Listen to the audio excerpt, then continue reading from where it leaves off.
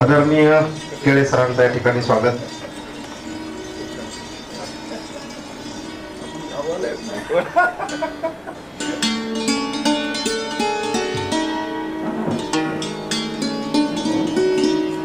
करतो. त्याचबरोबर आमचे स्नेही मार्गदर्शक मित्र डॉक्टर रामकिसन दहिफळे सर यांचं देखील मनपूर्वक स्वागत. महाराष्ट्र मुक्त विद्यापीठाचे माजी कुलगुरू डॉक्टर सुधीर गव्हाणे सर यांचं आगमन झालेलं आहे. मी सरांना नम्रपणे विनंती करतो की त्यांनी विचार मंचावर यायचं आहे. त्याचबरोबर त्यांनी विचार मंचावर यावं.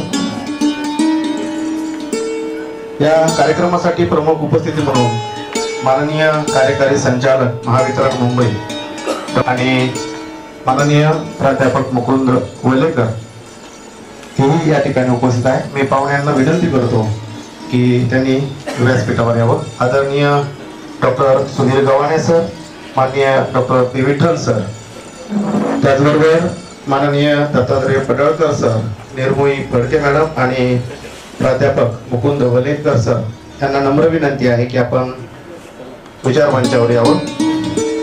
आणि या चरित्र ग्रंथाचे लेखक माननीय डॉक्टर मुरारी केळे सर यांना देखील विनंती आहे की आपण व्यासपीठावर यावं.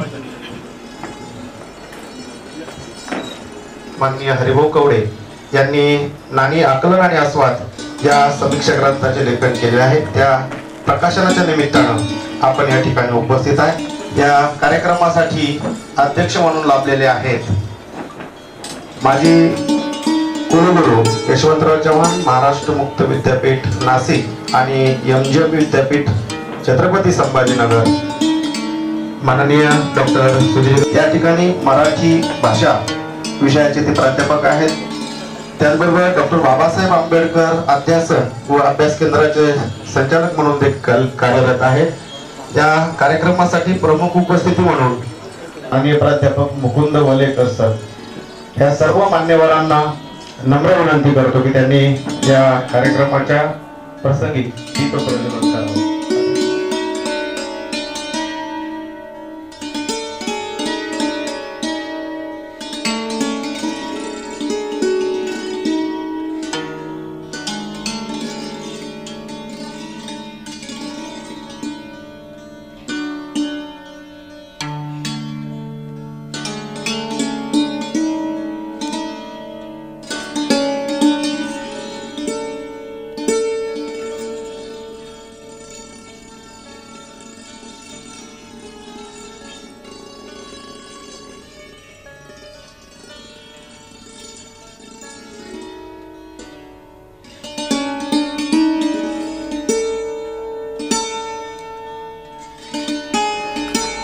हा विवेक सर्वांच्या मनात रुजवावा, जागवावा ही भावना, हीच मनोकामना या निमित्तानं व्यक्त करणं मला वाटतं फार महत्त्वाचं आहे.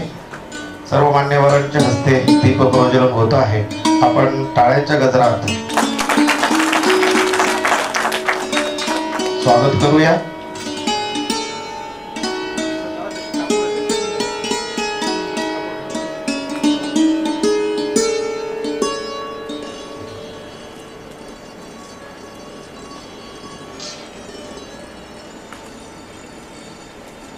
आदरणीय पी विठ्ठल सर दीप प्रज्वलन करत आहेत. या कार्यक्रमासाठी ज्येष्ठ ग्रामीण साहित्यिक विद्रोही साहित्य संमेलनाचे अध्यक्ष आमचे मार्गदर्शक डॉक्टर वासुदेव मुलडे सर या ठिकाणी उपस्थित आहेत. त्यांचंही मनपूर्वक स्वागत. त्याचबरोबर महिला महाविद्यालयाचे प्राचार्य डॉक्टर रामकिसन दहिफळे सर देखील उपस्थित आहेत. त्यांचं स्वागत. सर्वच मान्यवरांचं शब्द सुमनाने मनपूर्वक स्वागत करतो.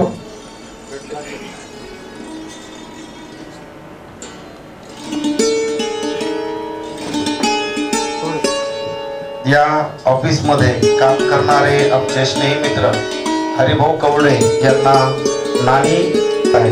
ही फार महत्वाची गोष्ट मला वाटते, कारण भाषा क्षेत्रात अध्यापनाच्या क्षेत्रात काम करणाऱ्या प्राध्यापक मंडळींनी आजही मोठ्या प्रमाणात साहित्य लेखन केलेलं आपल्याला आढळत नाही. हे नवखे तरुण आमचे मित्र हे लेखन करत आहेत, काहीतरी लिहू पाहत आहेत, ही फार आनंदाची बाब मला या निमित्ताने वाटते. कारण आत्ताच्या काळात आपल्याला असं लक्षात येईल की प्राध्यापक देखील मोठ्या प्रमाणात वाचन करताना दिसत नाही आणि एकीकडे ही एक गोष्ट होते, ही एक फार महत्वाची गोष्ट आहे. डॉक्टर सुधीर गव्हाणे सरांचा सत्कार करणार आहोत. मी माननीय डॉक्टर आणि नानी या चरित्र ग्रंथाचे लेखक डॉक्टर मुरहरी केळे सर यांना विनंती करतो की त्यांनी आजच्या कार्यक्रमाचे अध्यक्ष डॉक्टर सुधीर गव्हाणे सरांचा सत्कार सन्मान करावा. आदरणीय मुरहरी केळे सर. गव्हाणे सर हे जनसंवाद व वृत्तपत्र विभाग डॉक्टर बाबासाहेब आंबेडकर मराठवाडा विद्यापीठ छत्रपती संभाजीनगर या ठिकाणी विभाग प्रमुख म्हणून निवृत्त झालेले आहेत. त्यांनी एमजीएम विद्यापीठामध्ये देखील कुलगुरू म्हणून कार्यभार सांभाळलेला आहे. मनपूर्वक धन्यवाद. नांदेड येथे भाषा संकुलात मराठी विषयाचे प्राध्यापक म्हणून कार्यरत आहे. त्याचबरोबर डॉक्टर बाबासाहेब आंबेडकर अध्यासन व अभ्यास केंद्राचे संचालक म्हणून देखील कार्यरत आहेत. एक नवोत्तर पिढीतील महत्त्वाचे समीक्षक, कवी, साहित्यिक म्हणून त्यांचा नावलौकिक आहे. धन्यवाद सर. त्यानंतर ज्यांची या कार्यक्रमासाठी उपस्थिती आहे ते शाल, मोमेंटो आणि पुष्पगुच्छ देऊन पडळकर सरांचं स्वागत करावं अशी विनंती आहे.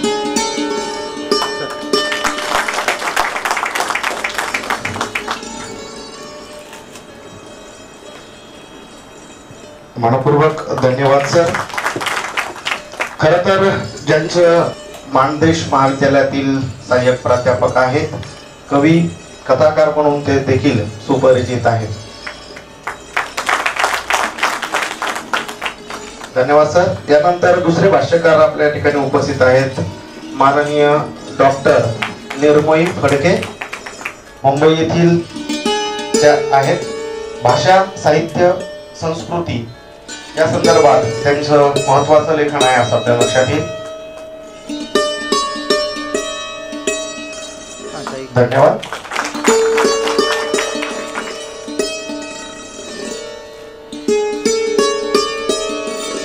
नानी आकलन आणि आस्वाद या ग्रंथाचे करते.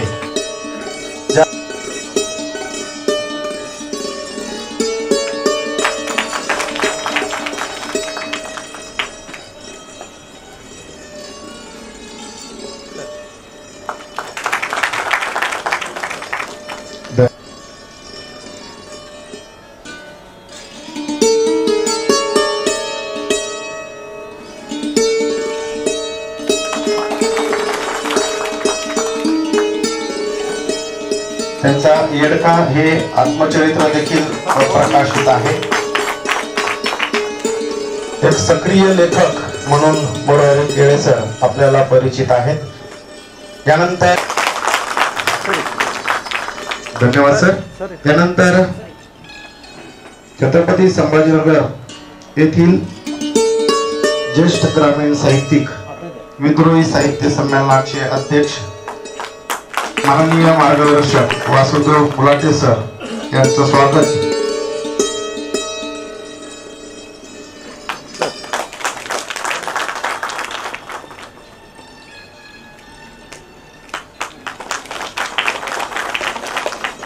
धन्यवाद सर.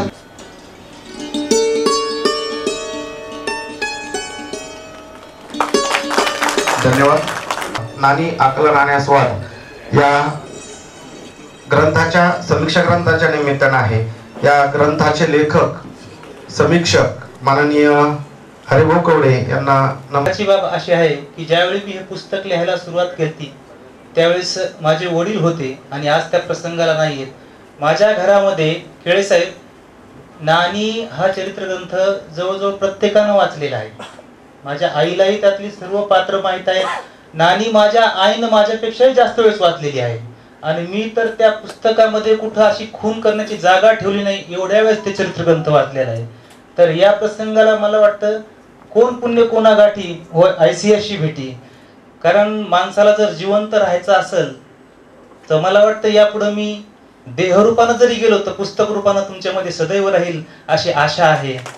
कारण तुकोबारायांचं एक चरण आहे, तुका म्हणे काळ आता करू न शके बळ.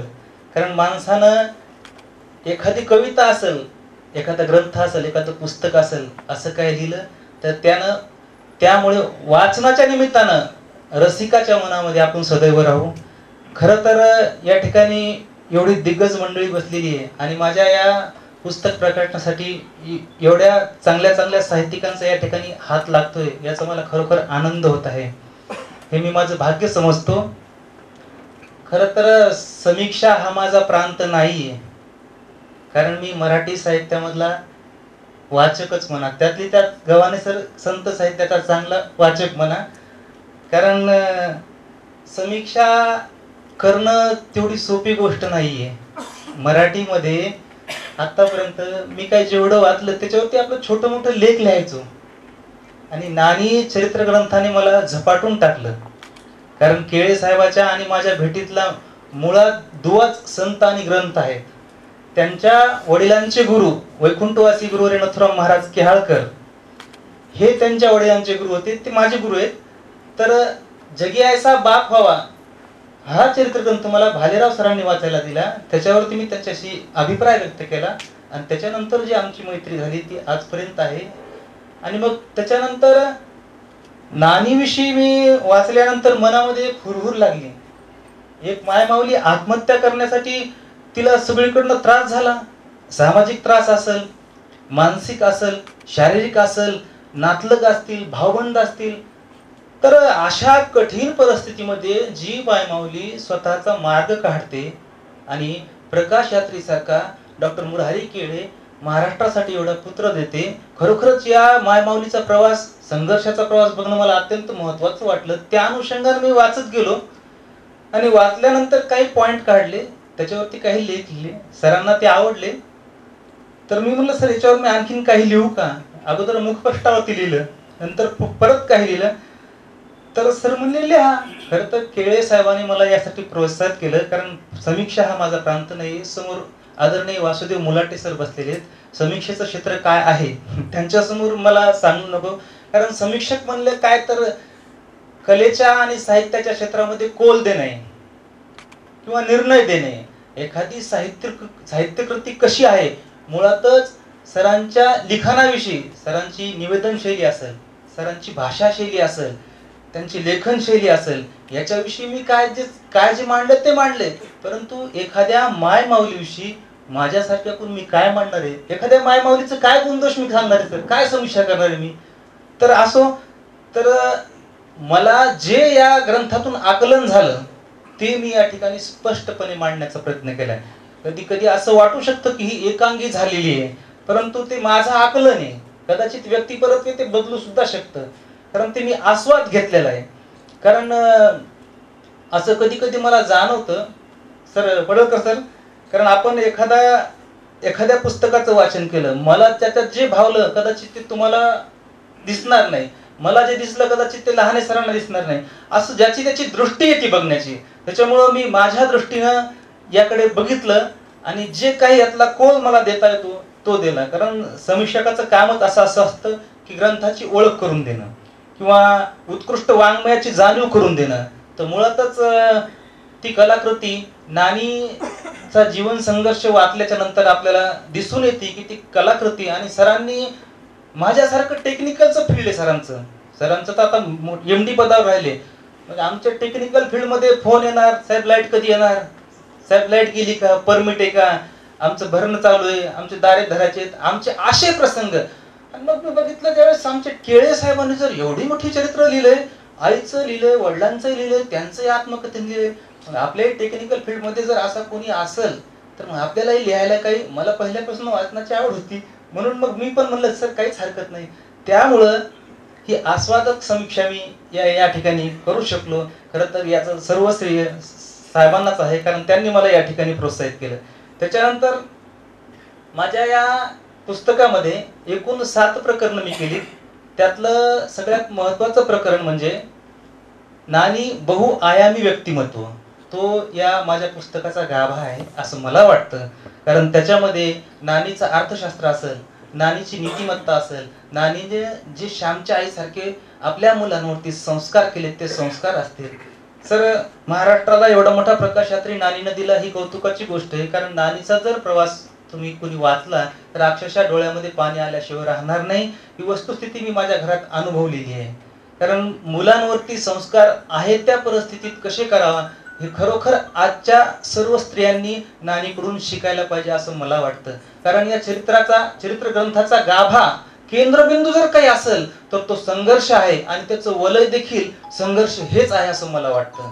कारण साहेबावरती जे संस्कार झालेत, मला भालेराव सरांची एक कविता या ठिकाणी आठवते. सर म्हणतात, माईचा सोडून ज्यानं भलतीचाच धरला पदर, माईचा सोडून ज्यानं भलतीचाच धरला पदर, अशाची कवितेनं कधीच केली नाही कदर. अशा संस्काराने डॉक्टर मुरारी केळे यांच्यावरती नानीनं संस्कार केलेत. कदाचित कवितेनं तर आशाची कधी कदर केलीच नाही, परंतु समाजानं देखील आशाची कधी कदर केली नाही असं मला वाटतं. आणि समाजही त्यांना कधी मार्ग देणार नाही. त्याप्रमाणे मी सात प्रकरणामध्ये नानीचा पूर्ण लेखाजोखा, सरांची लेखन शैली असेल, निवेदन शैली असेल, त्यांच्यावरती कशाचा प्रभाव आहे, असे 7 प्रकरणामधून मांडण्याचा प्रयत्न केला आहे. आणि शेवटी मला असं म्हणावंसं वाटतं की आई एकमेव असं पात्र आहे जगातलं जिच्यावरती कितीही लिहिलं तरी ते कमीच आहे. कारण मला प्रसिद्ध हिंदीमधले कवी आहेत चंद्रकांत देवताळे यांची एक कविता आठवते की ते स्वतः असं म्हणतात की आईवरती मी कविता सुद्धा लिहू शकत नाही.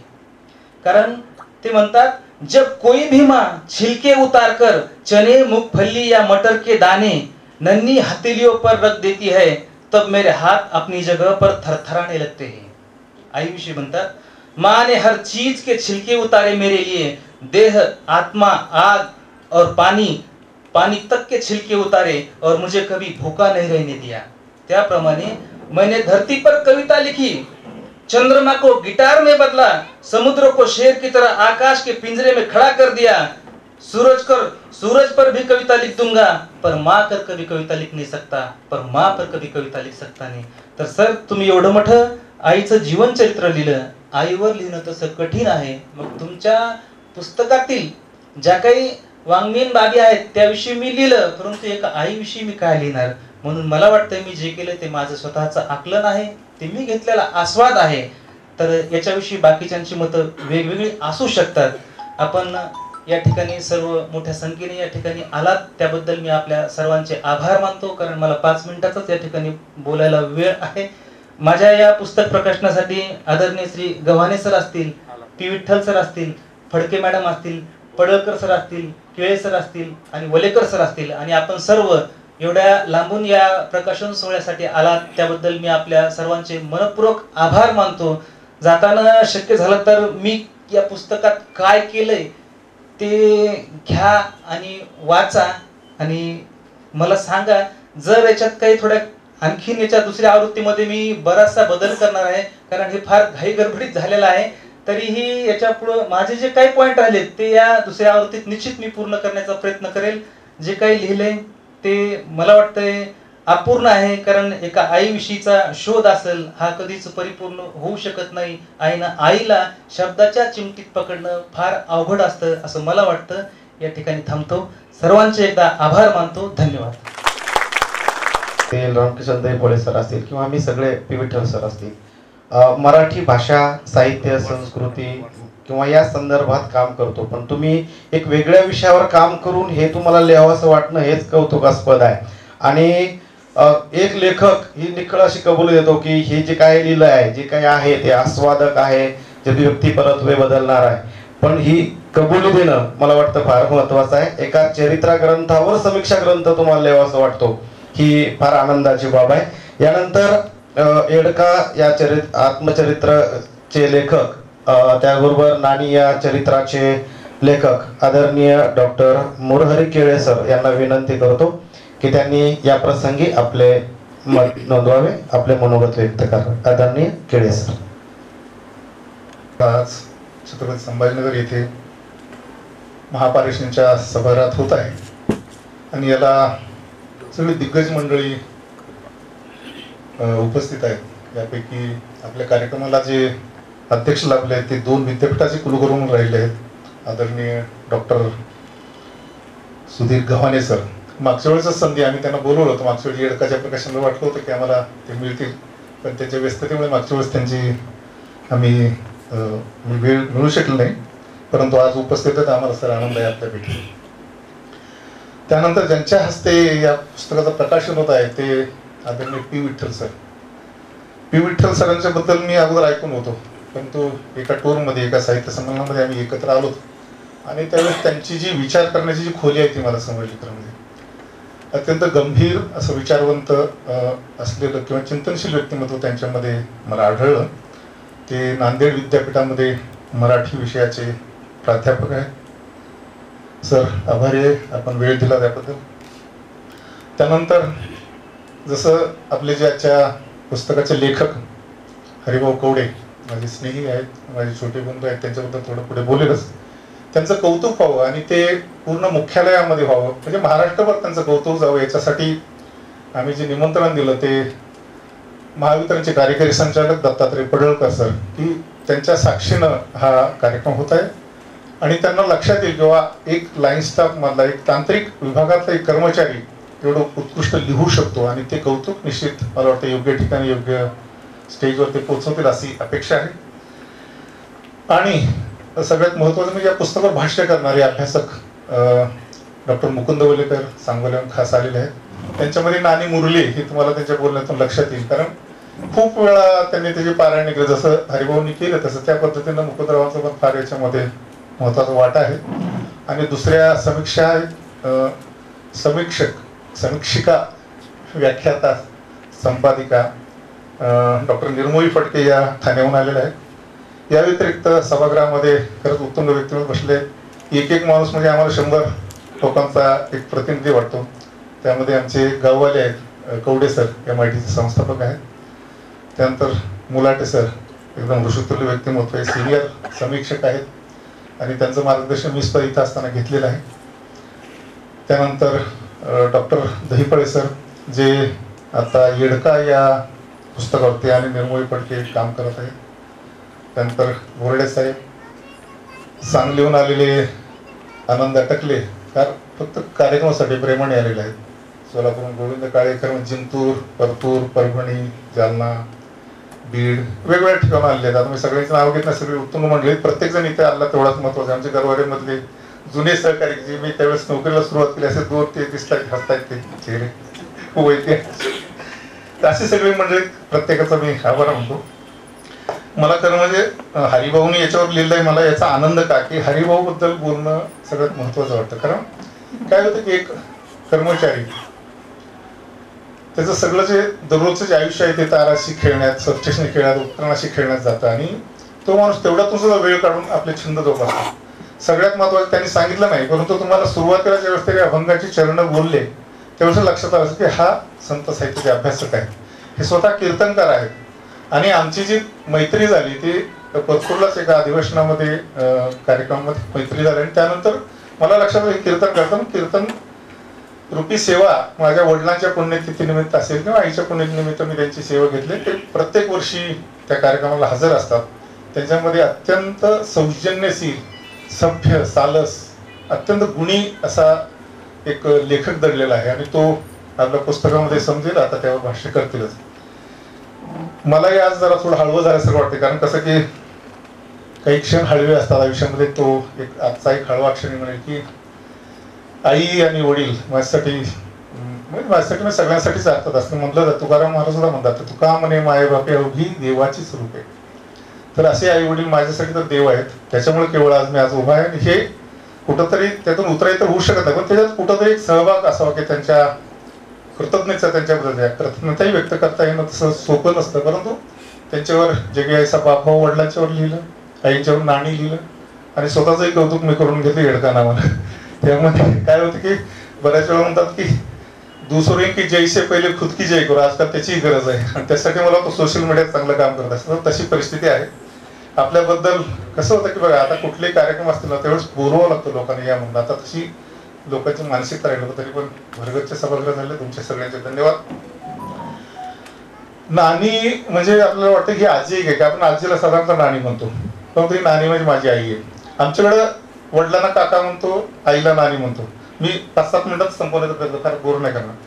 माझी जे भाच्या आहेत ना, म्हणजे माझ्या बहिणीला, थोरल्या बहिणीला तिची मुलं जे आहेत ते वडिलांना भाऊ म्हणतात, आईला बहिणी म्हणतात. मधली बहीण त्यांची मुलं काय करतात की बाप्पा आणि काकू, आणि लहान बहीण तिला भाऊ आणि आका. साधारणतः काय होतं गावाकडे असं असतं की साधारणतः ज्या पद्धतीनं इतर लोक हाक मारतात प्रमाणे समजतात त्याच्याकडं आम्हाला आई बाप पण नाही तर बहीण भाऊ जे आहेत त्यांनाही अशा पद्धतीच्या नावाने हाक मारतात. पण आजकालची जी जनरेशन ते आई, अम्मा किंवा पप्पा, मम्मी अशा प्रकारे चाललं असतं. तर आमची आई जी आहे ती मम्मी, म्हणजे नानीपासून मम्मीपर्यंतचा जो प्रवास आमच्या पिढ्यानं पाहिलेला आहे. आणि यामध्ये ज्याप्रमाणे वडिलांच्यावर जगी ऐसा बाप व्हावा, ते जे आहे की त्याचा वंशमुक्ती जावा असं तुकारामाचा आपण, त्यामुळे ते टायटल घेतलं. मला अभिमान आहे, जगी ऐसा बाप म्हणजे जगामध्ये असा बाप व्हावा आणि तसा अभिमान वाटावा असं ते पुस्तक होतं. आईच्या बाबतीत जर म्हटलं, हरिभाऊ संत साहित्यातच असं म्हणजे, आईची कळवळ्याची जाती कधी लाभावी न प्रीती, त्याला कसलाच स्वार्थ नसतोय. अशी कळवळा येणारी अशी जात आहे की ती कसल्याच स्वार्थापोटी, कसल्याच लाभापोटी ते प्रेम करणं, तर लाभावी न प्रीती म्हणजे लाभाशिवाय ती प्रीती करणारी अशी आई. नानी म्हणाल तुम्ही लिहिण्यासारखं काय बाबा, आता त्यांना जे सापडलं ते त्यांनी लिहिलं. पण ग्रामीण स्त्री आहे, सगळ्या आपल्याची आई जी असते ती मला वाटतं सगळ्यांची तशीच आई असते. पण तिचं जे 7व्या-8व्या वर्षी लग्न आणि 76व्या वर्षी मृत्यू, त्याच्यामधला जो तो एक साधारणतः 76 वर्षाचा कालावधी, त्यामधले जे स्थित्यंतर आहे, त्याच्या आयुष्यामध्ये आलेले प्रसंग आहेत ते भरपूर प्रसंग आहेत आणि प्रत्येक ठिकाणी वेदनादायी आहेत. सुख असं मिळालं नाही, प्रचंड कष्ट करावं लागलं आईला. आणि मी नोकरीला लागेपर्यंतच्या शेवटच्या दिवसापर्यंत ती कष्टच करत होती. तिने मला काय तर प्रचंड असं कष्ट करण्याची उर्मी दिली, सगळ्यात मोठी स्फूर्ती दिली. लहानपणापासून सगळ्याच गोष्टी अशीच करतो की कसं असतं आपण आई वडिलांचं पण शिकत असतो. याच्यामधली सगळ्यात महत्वाची गोष्ट तर त्यांनी कुठेही न हरण्याची, ऑड जी आहे सिच्युएशन, त्याला संकटाला सामोरं जाण्याची ती शक्ती त्या नानीला दिली. तिचं साधारणतः कसं की कुठली बाई म्हटलं की तिला सगळ्यात महत्वाचा पाठिंबा पाहिजे, एकतर नवऱ्याचा आणि दुसरं म्हणजे तिच्या माहेराचा. पण तिला ह्या दोन्ही गोष्टीतनं तिला उद्वेग आला तिच्या आयुष्यामध्ये, असं प्रचंड कशात त्याच्यामध्ये कदाचित येतील काही गोष्टी, ते त्याच्यावर मी जात नाही.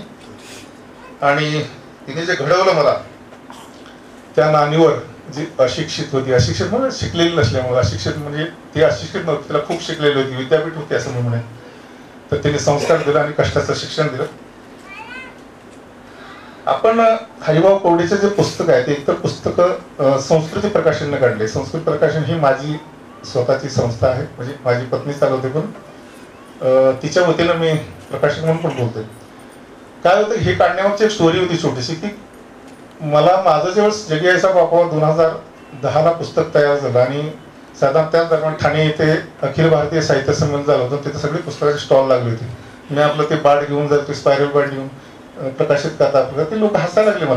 मला तो अपमान तर वाटलाच, परंतु म्हणलं एवढं आपलं चिल्लर लेखन असू शकतं का. आणि कदाचित असेल, कारण साहित्य क्षेत्रात तसा नवीनच होतो. असं काहीतरी लेख लिहिले किंवा कुठेतरी संपादन केलं, साहित्यिक किंवा लेखक झाला असं नाही, पण त्यावेळेस प्रयत्न केला, ते हास्यास्पद झालं माझं ते. परंतु मी म्हटलं हे पुस्तक निघालं पाहिजे. मी गेलो, लोकनाथ यशवंताचं नाव आहे, तर त्यांनी त्याच्यावर मला सपोर्ट केला आणि मला म्हणाले की हे पुस्तक खूप सुंदर होईल, आणि ते त्यांनी काढलं पहिलं पुस्तक. आणि त्यानंतर मी ठरवलं आपल्याच प्रकाशनानं पुस्तक काढायचं. या प्रकाशनाच्या थ्रू असे जे होतकरू मंडळी आहेत, असं म्हणत नाही मी याच्यामध्ये बघा डिस्ट्रीब्युशनची व्यवस्था नाही, पण इथून पुढे जे आहे ते प्रोफेशनली चालत जाईल.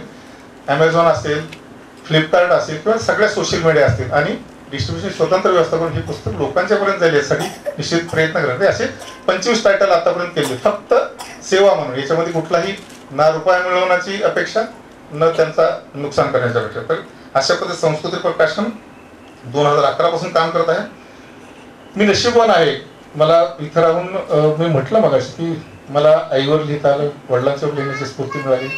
सुदैवानं वडिलांच्या पुस्तकावर एक समीक्षा ग्रंथ निघाला आणि त्याची ट्रान्सलेशन झालं इंग्लिश आणि हिंदीमध्ये. सुदैवानं डॉक्टर बाबासाहेब आंबेडकर मराठवाडा विद्यापीठाने त्यातला एक केळेवाडी गावातली युगपुरुष असं जे त्या पुस्तकातलं जे चॅप्टर आहे तो विद्यापीठामध्ये आहे. मला सेकंड इयरला BA. नुसतं तेवढंच नाही तर मला काय होतं की आता माहीत नाही, आई वडील गेले की ते एकदा श्राद्ध झालं की विषय संपला, तर तसं नाही. तर मला त्या माझ्या शेतामध्ये मी दोघांच्या अशा सुंदर अशा समाध्याला बांधलेल्या आहेत, मजबूत आहेत की आणखी 500,000 वर्ष त्या समाधाना काही होणार नाही अशी परिस्थिती आहे. आम्ही जाऊ तर आमच्या कित्येक पुढे गेलो तर त्या समाधी व्यवस्थित राहतील. आणि त्यांच्या नावावर मला आईच्या नावाने डी-फार्मसी कॉलेज काढले, वडिलांच्या नावाने ITI काढलेलं आहे. अशी जी त्यांची जी वेगवेगळी जी स्मारक आहे ती मी करण्याचा प्रयत्न केला आहे. आणि त्याच्यामध्ये ह्या स्मारकामध्ये एक तो हातभार जो आहे तो आमचे हरिभाऊ कवडे यांनी लावला आहे. अत्यंत गुणी मुलगा. त्याच्यातले मी पाहिलं तर त्यांनी, आता मी सांगायला हरकत नाही, मागं आपले इंग्रजीत भालेराव सर आले तर त्यांनी सगळ्या असं ओपन फोरममध्ये मान्य केलं की त्यांनी जे शेतीविषयक पुस्तक लिहिलेलं आहे त्याच्यामध्ये संतांचे जे संदर्भ आहेत ते हरिभाऊने दिलेले आहे. असं एक गुणी लेकरू त्यांनी आज एक उत्कृष्ट असा ग्रंथ काढलेला आहे. आपणही ते ग्रंथ हे करत असताना कसलीही कसर सोडलेली नाही. अत्यंत उत्कृष्ट ग्रंथ हात लावल्यावर तुमच्या लक्षात येईल. नुसतं ते स्वरूपच नाही तर आतलेही कंटेंट्स त्याचे जोरदार आहेत. मी त्याच्याबद्दल बोलणं योग्य नाही ठरणार. धन्यवाद हरिभाऊ आणि आपल्या या सगळ्या टीमचं मी धन्यवाद मानतो आणि थांबतो. धन्यवाद सर. तुमचे किती धन्यवाद मानावे हा प्रश्न आहे, कारण आपण आईवर लेखन केलं, वडिलावर लेखन केलं. आजच्या काळात आई वडिलांना स्मरणात ठेवणं फार गरजेचं, पण ते दुरापास्त होत चाललेलं आहे. मी पुन्हा एकदा तुमचे मनपूर्वक धन्यवाद मानतो. आणि ज्याची आपण आतुरतेने वाट पाहत आहोत, नानी आकलन आणि आस्वाद या ग्रंथाचे प्रकाशन माननीय डॉक्टर पी विठ्ठल सरांना मी नम्र विनंती करतो की त्यांनी नानी आकलन आणि आस्वाद या समीक्षा ग्रंथाचं प्रकाशन करावं. आदरणीय पी विठ्ठल सर आजच्या कार्यक्रमाच्या ते निर्मळी फडके मॅडम, मुकुंद वलेकर सर आणि लेखक हरिभाऊ कवडे.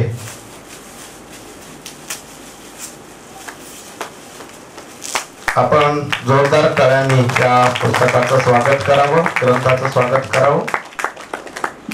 सर थोडं क्लोज आहे. नानी आकलन आणि आस्वाद या ग्रंथाचं, समीक्षा ग्रंथाचं प्रकाशन होत आहे. धन्यवाद सर. त्या प्रसंगी उपस्थित सर्व मान्यवरांचं मी या ठिकाणी स्वागत करतो. आणि 2च मिनिटांमध्ये या ठिकाणी मला संधी मी दिलेला आहे, त्यामध्ये शुभेच्छा या ठिकाणी या कार्यक्रमाच्या निमित्तानं या ग्रंथाचे लेखक हरिभाऊ कवडे यांना देतो. नानीमध्ये एक वेगळं रसायन आपल्याला या ठिकाणी पाहायला मिळतं. एका पारमार्थिक आध्यात्मिक जो महावृक्ष काका नावाचा या महाराष्ट्रामध्ये सोपान काका केळे नावाचे झाले, त्या महावृक्षाला खंबीरपणे साथ देण्याचं काम या ठिकाणी, स्वतःच्या कुटुंबाचं पालनपोषण करण्याचं काम या ठिकाणी नानीने केलेलं आहे. आणि त्याच्यामुळंच जसं म्हटलं जातं, काका हे अथांग महासागर होते आणि याच महासागरामधील माणिक मोती वेचण्याचं काम जो राजहंस आहे तो राजहंस या नानी होत्या. आणि त्याच नानीच्या पोटी या ठिकाणी हिरा जो जन्म घेतला तो म्हणजे डॉक्टर मुरहरी केळे साहेब. आणि त्यांच्यामुळंच आज आपल्याला हा योग पाहायला मिळतोय. त्यामुळंच या ठिकाणी या सर्व उपस्थितांचं आणि या लेखकाचं या ठिकाणी मी प्रथमतः स्वागत करतो. त्यांना पुढील वाटचालीस खूप खूप शुभेच्छा देतो. धन्यवाद. माननीय गोविंद काळे हे केळे सरांचे मित्र आहेत. मी त्यांनाही विनंती करतो की त्यांनी आपल्या भावना अगदी थोडक्यात व्यक्त कराव्यात. इरिगेशन आणि इलेक्ट्रिसिटी फार पूर्वी एकत्र होते आणि मी पाटबंधारे खात्यामध्ये नोकरी केल्यामुळं त्या संदर्भातच केळे साहेब आज किती मोठे आहेत हे 2 ओळीमध्ये सांगण्याचा प्रयत्न करणार आहे. असशील कधी काळी तू धरणात साठलेला जलाशय शांत आणि खोलच खोल. असशील कधी काळी तू धरणात साठलेला जलाशय शांत आणि खोलच खोल. नसेल कळली आम्हाला तुझी खोली आणि गती सुद्धा. पण आज तू कालव्यातून, चाऱ्यातून, उपचाऱ्यातून वाहताना कधी खळाळतोस तर कधी शांत शांत वाहतोस. सोबत घेतलेल्या कसपटांनाही दिशा देतोस नेहमी पुढे जाण्याची. तुझ्याकडं दोन्ही तीर आहेतच. अलीकडं तुझी सामाजिक तळमळ तर पलीकडं तुझी राजनिष्ठ जबाबदारी. तुझं हे नितळ वाहन पाहून मलाही वाटतं ढासून टाकावेत आपल्यातले सगळे चढ आणि बनाव उतार, फक्त उतार. तुझ्यासाठी असलेल्या शेतापर्यंत तुला घेऊन जाण्यासाठी तेवढीच उतराई, तेवढीच उतर. धन्यवाद सर. मला पी विठ्ठल सरांना एक सांगायचं आहे की हे सगळे महापारेषण मध्ये काम करणारे, इलेक्ट्रिसिटी मध्ये काम करणारे लोक आहेत. आणि एक योगायोग असा आहे की मुरहरी केळे सरांनी दुसरी जी PhD केलेली आहे ती मराठी कथात्मक साहित्यातील विजेचे चित्रण यावर केलेली आहे. हे सगळे वीज या घटकावर काम करतात आणि काहीतरी शोधू पाहत आहेत, काहीतरी लिहू पाहत आहेत. धन्यवाद. यानंतर माननीय कार्यकारी संचालक महापारेषण मुंबई आपल्या या कार्यक्रमासाठी प्रमुख उपस्थित लाभलेले माननीय दत्तात्रय पडळकर सरांना विनंती आहे की आपण या प्रसंगी आपल्या आजच्या या कौटुंबिक सोहळ्यास लाभलेले अध्यक्ष माननीय प्राचार्य प्राध्यापक डॉक्टर सुधीर गव्हाणे सर, सध्या माजी कुलगुरू एनजीएम विद्यापीठ छत्रपती संभाजीनगर, त्यांच्या शुभ हस्ते हा कार्यक्रम झाला असे डॉक्टर पी विठ्ठल, या कार्यक्रमास भाष्यकार असलेले मॅडम फडके मॅडम आणि वलेकर सर. मित्रहो, व्यासपीठ पाहिल्यानंतर थोडंसं आपल्याला जाणवत असेल की ऑड मॅन मी तो एकटाच आहे या व्यासपीठावरती. थोर साहित्यिक सर्व बसलेले आहेत व्यासपीठावरती. नाणी आकलन आणि आस्वाद, मी याच्याबद्दल एक फारसा वेळ न घेता 1-2 मिनिटांमध्येच थोडंसं माझे जे मत आहे याबद्दलचं व्यक्त करू इच्छितो. वास्तविक पाहता हा एक चारित्र्य ग्रंथ आहे. नाणी या चारित्र्य ग्रंथामध्ये चारित्र्य म्हणजे कसं की प्रामाणिकपणा असेल, त्यांच्या जीवनामधील सर्व सुखदुःख असतील, त्यांचे गुणदोष असतील, असे इत्थंभूत त्याच्यामध्ये व्यतीत केलेले आहेत आपल्या लाडके आपले मुरहरी केळे सरांनी. त्यांचा जीवन प्रवास जर पाहिला तर हा अतिशय खडतर जीवन प्रवास आहे. सरांनी याच्यामध्ये थोडक्यात आपल्याला कल्पनाही दिली. अतिशय कावाड कष्ट, दारिद्र्य, दुःख आणि वेदनांनी भरलेलं असं हे जीवनपट त्यांचा आपल्या समोर आहे. नाणी पुस्तकामधील एक मुखपृष्ठाबद्दल थोडक्यात मी विश्लेषण करण्याचा प्रयत्न करतो. मुखपृष्ठ पाहिलं तर आपल्याला त्याच्यामध्ये खूप काही गोष्टी सांगून जातं, खूप काही त्याची खोली सांगून जातं. मुखपृष्ठावरती आपण पाहतो आहोत की त्याच्यामध्ये एक दगडाचं जातं दिसत आहे. जातेच्या शेजारी दुरडीमध्ये त्याच्यामध्ये धान्य दिसत आहे, साईडला पीठ पडलेलं आहे. एक गोणपाट, फाटलेलं गोणपाट दिसतं त्याच्यामध्ये. त्याचबरोबर नाणी हा शब्द आणि खाली लेखकाचं नाव दिलेलं आहे. मित्र, जात्याची घरघर जर म्हटलं तर नक्कीच आपल्याला त्याच्यामध्ये जाणवते की ते एक प्रकारे मनामध्ये वेगळे तरंग निर्माण करते. आणि नाणीचा जीवनपट जर उलगडत गेलो तर नक्कीच त्यांनी आयुष्यभर त्यांचं जीवन जे आहे हे दुःख, कष्ट, यातना यांची घरघर ही आयुष्यभर त्यांच्या खऱ्या अर्थाने जीवनामध्ये आपल्याला त्या पुस्तकामध्ये पाहायला मिळते. पण नाणी त्याने डगमगल्या नाहीत, त्यांनी हटल्या नाहीत. त्या अतिशय खंबीरपणे, अतिशय सशक्तपणे आणि अतिशय कष्टाने त्या जात्याचा जसा खुंटा राहतो तसा त्या अतिशय त्याच्यामध्ये खंबीरपणे उभ्या राहिल्या आणि कुठेही आपल्या पाल्यांसाठी, आपल्या मुलांना कमी न पडून देण्याचा त्यांनी अतोनात प्रयत्न केला. नक्कीच हे ते उपबोधक असं किंवा अतिशय कल्पनात्मक असं त्याचं प्रतीक म्हटलं तरी चालेल. हे सर्व होत असताना त्यांच्या आयुष्यामध्ये खूप काही प्रसंग आपण पाहिले की त्याच्यामध्ये कठीण प्रसंग येऊन गेले. त्यांना तोंड धैर्याने देण्यासाठी त्यांनी अतिशय जीवनभर अगदी त्या लढत राहिल्या. त्याच्यामध्ये जात्यावरची एक ओवी, जाते कुरुंदाचे खुंटा पाषाणाचा, वर हात काकणाचा सोनाबाईचा. नक्कीच ते जात्याबद्दलचा जो पाषाणाचा जो खुंटा आहे त्या आपण नाणीच्या स्वरूपात पाहिला. किती संकट आली, किती त्याच्यामध्ये प्रसंग आले आणि नक्की त्यांचं संपूर्ण आयुष्य जे आहे हे वेगवेगळ्या प्रसंगाची कसोटीच देत राहिलं आणि शेवटपर्यंत आयुष्यभर त्यांना त्या कसोटीमध्ये स्वतः अगदी पाषाणासारख्या खंबीर उभ्या राहिल्या आणि त्यांनी त्याच्यामध्ये सशक्त असं एक प्रकारचं आपल्या पाल्यांना जगवण्याचा प्रयत्न केला. हे सर्व होत असताना नाणी हा जो शब्द आहे तर त्या नाणी हा शब्द हा पहा की त्याच्यामध्ये बऱ्याच ठिकाणी असा कुरतडलेला आपल्याला जाणवेल. तो असा प्लेन शब्द नाही आहे मुखपृष्ठावरती. ते एक प्रतीक आहे की नाणीचं आयुष्य असंच कुरतडलेलं आयुष्यभर होतं. दुःख, यातना, मग ते त्यावरची सामाजिक त्यावेळेची असणारी बांधिलकी असेल, समाज व्यवस्था असतील, नातलग असतील, अशा प्रतिकूल परिस्थिती म्हणून त्यांनी हे सर्व आयुष्य एक प्रकारे कुरतडून काढलेलं होतं. तरी त्या खचल्या नाहीत, त्याच्यामध्ये मागे हटल्या नाहीये. आता याच्यामध्ये आपण जर पाहिलं तर धागे जे आहेत, गोंडपाट, आपण जसं मी म्हटले की सुरुवातीला एक गोंडपाट साईडला त्याच्यामध्ये फाटलेलं गोंडपाट दिसत आहे मुखपृष्ठावरती. हे गोंडपाट आहे ते खऱ्या अर्थाने सुखदुःखाचे धागेच एक प्रकारचे आहेत म्हणा. पण ह्याच्यामध्ये सुख कमी आणि दुःखच दुःख होतं त्याच्यामध्ये. तर नाणी ह्या थकल्या नाहीत, त्या रडत बसल्या नाहीत, त्यांनी माघार घेतलेली नाहीये. त्यांनी त्याच्यामध्ये आपल्या कष्टरूपी अतिशय अंकुचीदार अशा सुईमधून संसाररूपी धागा गुंतवून खऱ्या रक्ताने आपल्या आयुष्यरूपी ठिगळ तयार केलं आणि मुलांसाठी उबदार गोधडी बनवली. अशा ह्या नाणी या माध्यमातून आपल्या समोर आलेल्या आहेत.